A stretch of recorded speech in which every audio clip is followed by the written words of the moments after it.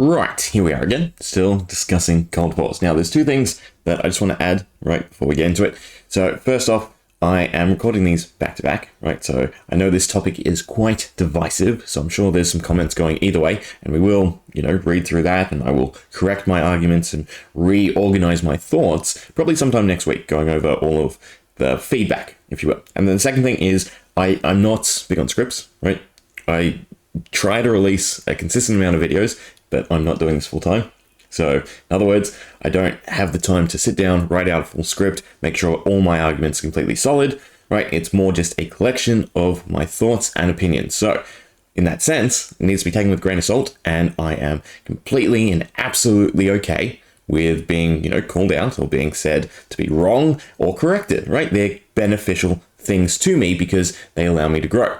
Now, starting off, I think we need to really zone in on this, on the reprint philosophy, right? So we went over it in its entirety, but I want to just zero in on this line, right? We want single card resellers who invest in Fab inventory to prosper from their investments and the service they provide to the Fab community. And then we want players who invest in building their collections to be proud to own something of value. Now, it's important to separate these two lines and understand them, right? So we want single card resellers who invest to prosper from their investments and the service they provide, right? They want stores or people who are cracking packs and selling singles and moving singles to be able to turn a profit, right? That is how that line reads to me. They don't want them to just get rich overnight, so to speak. They want it to be a business, right? Something that they can actually do as a business, right? So in that sentiment, it's not talking about cards just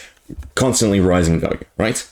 But then we get to the other aspect, which is the player side. We want players who invest in building their collection to be proud to own something of value. Now, the reason this is important, because it detaches itself from this first line. In fact, I almost think these should have been, split up a bit better.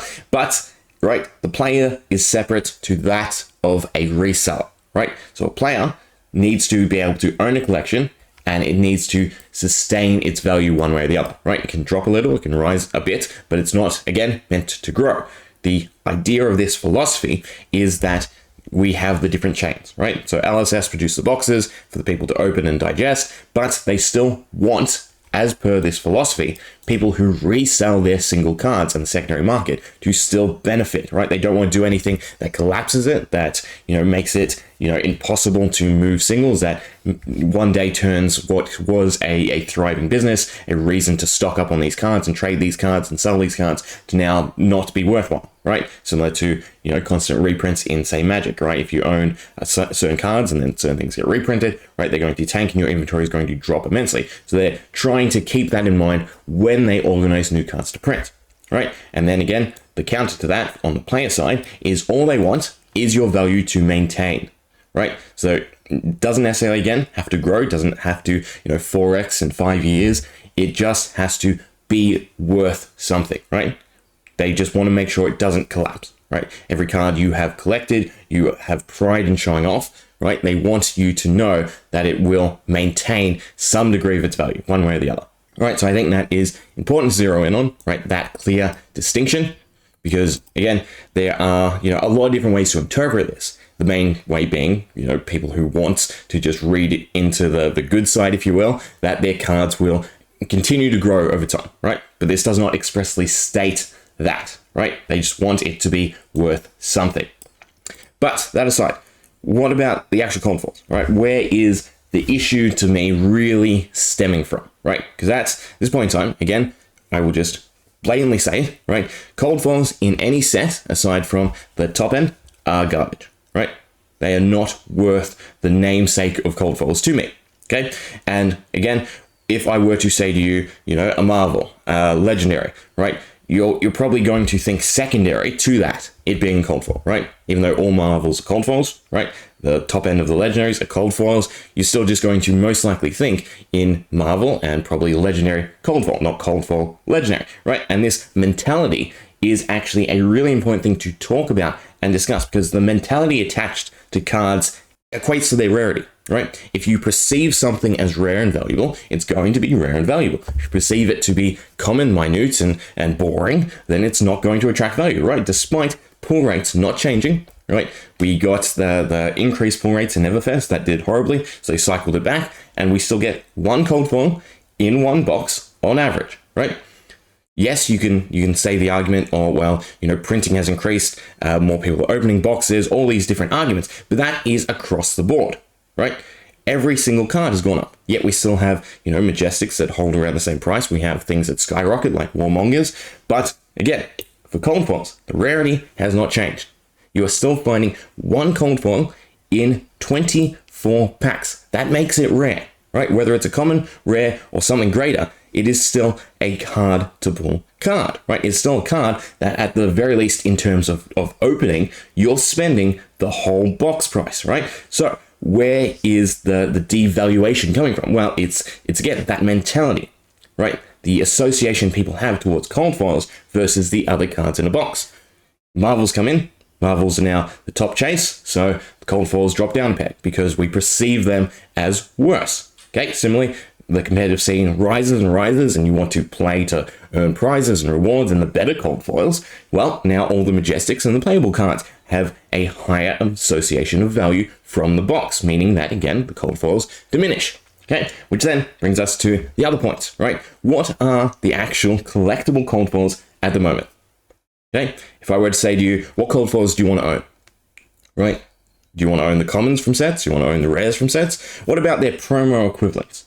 Right, so Hellhammer, Beaming Blade, all these that were given as promos are technically rare cold foils, if we go off of the normal rarity chain, but they actually hold a decent value, right?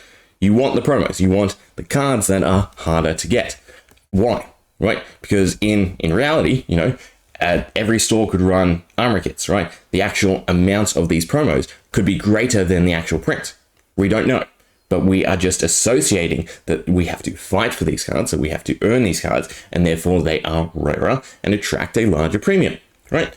So, in saying that, again, we have the new state of promos, if you will, where we have cold foils being, if you will, taken from a set. Again, I'm going to say taken, right? This is debatable again, whether or not you accept that a Beaming Blade cold foil has been pulled from Dusk Till Dawn, right, when the equivalent for previous sets has been a token, right, card, right, a card you can easily have access to as a token, and then the cold foil variant is removed for the promo, and you still have rare weapons, you still have other high rarity, well, medium rarity weapons and equipment in the set.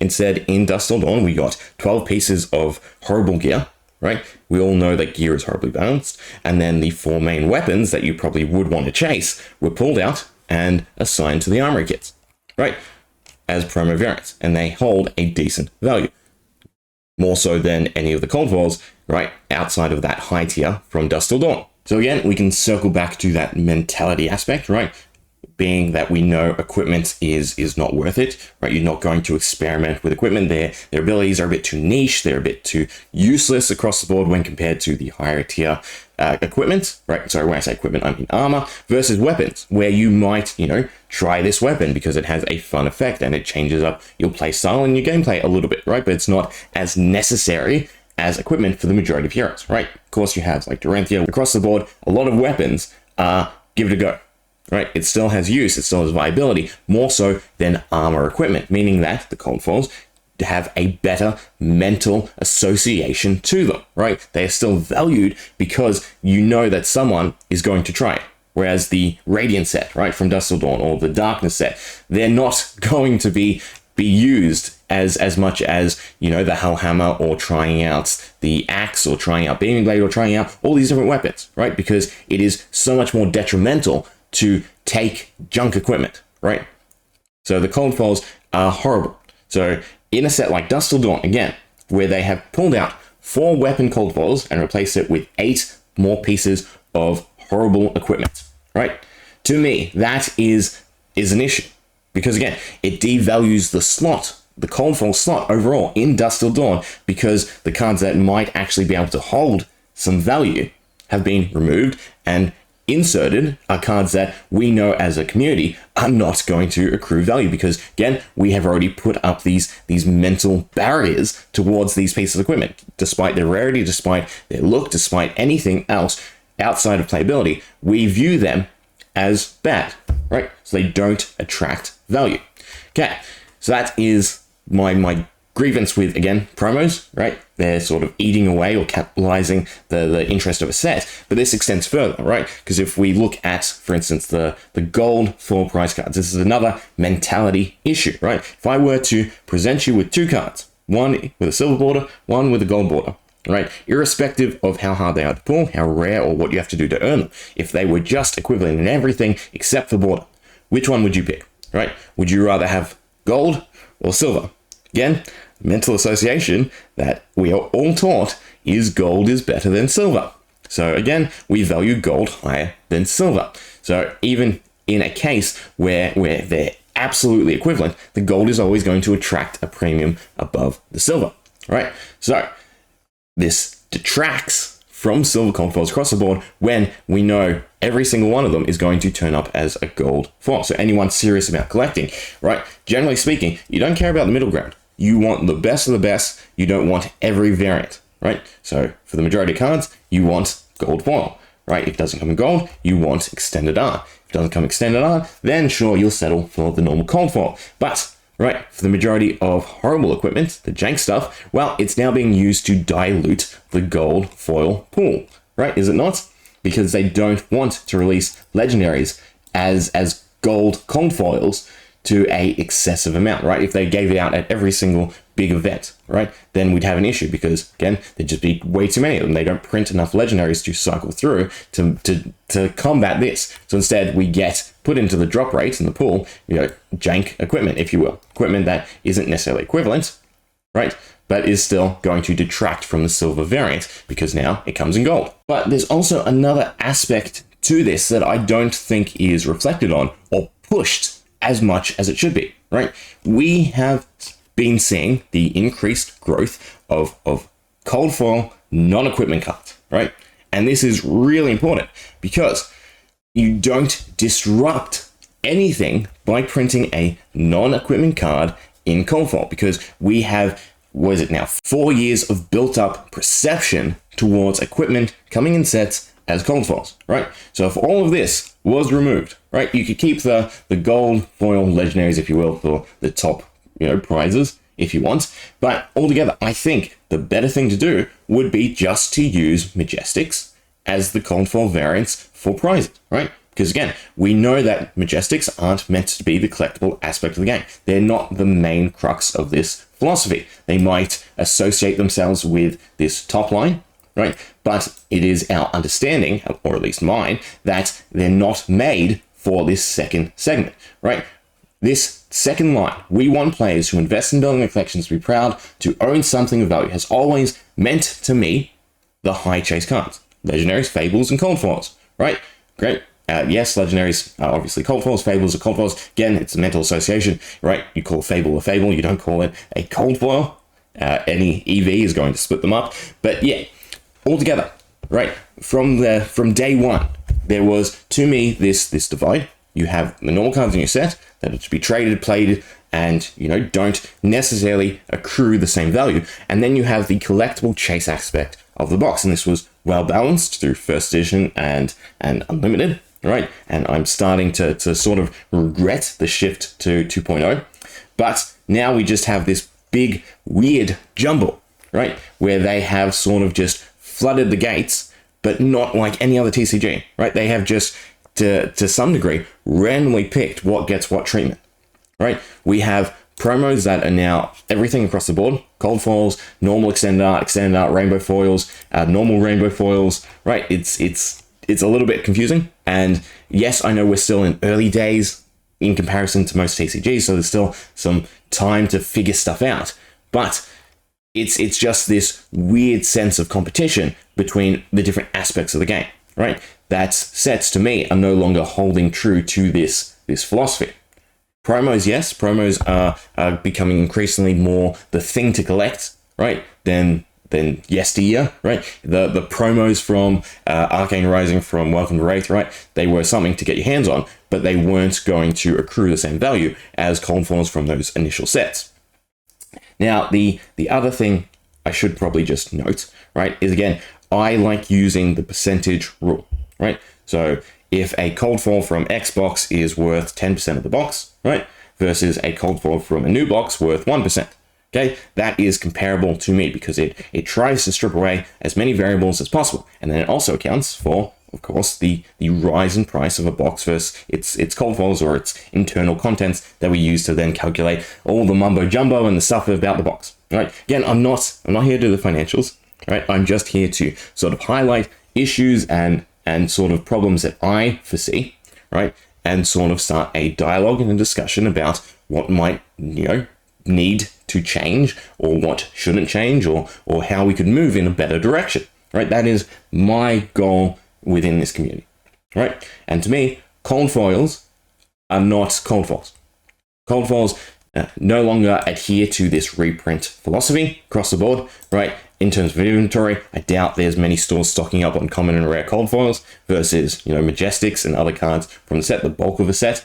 And then, of course, we have the actual cold foil reprint policy, which will be continuously reshaped. And to probably, be a bit pessimistic, I think the growing mentality is just every few years something new is going to come out, like every other TCG, right? We're not going to stick to our guns. We're not going to, just highlight what made us special in the beginning. We're going to continue to try and go bolder and bigger and better and just push aside everything else, right? And then the only thing that really attaches everything to one another in the sense of cold foil is just the printing technique. But in all honesty, I think that's a really big shame to do to cold foils, to what was special in those first few sets, right? Finding a cold foil in a box was special. Now, again, you need to sort of cycle through and go back to opening multiple boxes, right? Because you want your Marvel this time. And then all the corrections and issues we've talked about before are surrounding opening boxes, right? So opening boxes to actually find something of value versus just buying something off the secondary market. Yes, secondary market is always going to win out, right? But if there's a little bit of chase, you feel good. And the issue was, right, that cold foils weren't worth enough. One box was not worth enough, so you had to open 4 to find your legendary. And now it's sort of, they fixed that with the pull rates. It feels good to sort of open 1, but legendaries are substantially devalued. So now you want Marvels.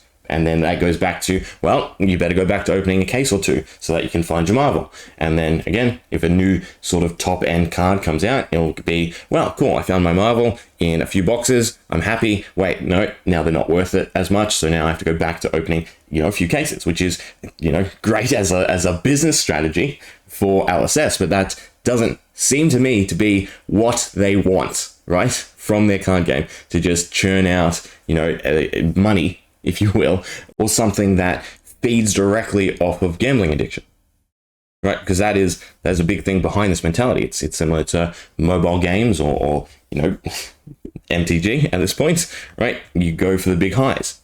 Whereas, again, if you could find that big high in one box, right? And again, it's not impossible. It's just, again, the shift in mentality, right? All the contents of a box are close to what they used to be. It's just how we as the community have valued that content, right? We now view Majestics greater because you want the Majestics, then play in competitive events to find the promos, because the promos are the cold foils that actually hold value and you want them for your collection, rather than just finding the cold foils in a box so they don't then accrue the value from the box, right? It's insane. It's fascinating to me. Also, just watching the psychological shift between collecting Flesh and Blood from, again, yesteryears to nowadays, right? And the way that, again, all the contents in the box get shaken up and reattached with different values. And yeah, I think we need a return to form for cold foils. Anyway, probably end this one here, right? I'll do some more thinking, and then we'll touch on some other stuff. I think I want to dive more into the different eras where we saw this shake-up happen, right? So Welcome to Wraith, obviously being alpha boxes, you wanted any cold foil because they were still going to attract value. They're a great thing to just hold on to, versus say Monarch, where we saw, the big rise, but then you also had the cold foils were still holding, equivalent prices, right? You could find Phantasmal Footsteps as a few $100s versus buying a Monarch box, right? So again, they balanced each other out, versus Everfest, where we just saw cold foils collapse because they were way too frequent, versus nowadays, where again, the cold foil is not the highlight of the box.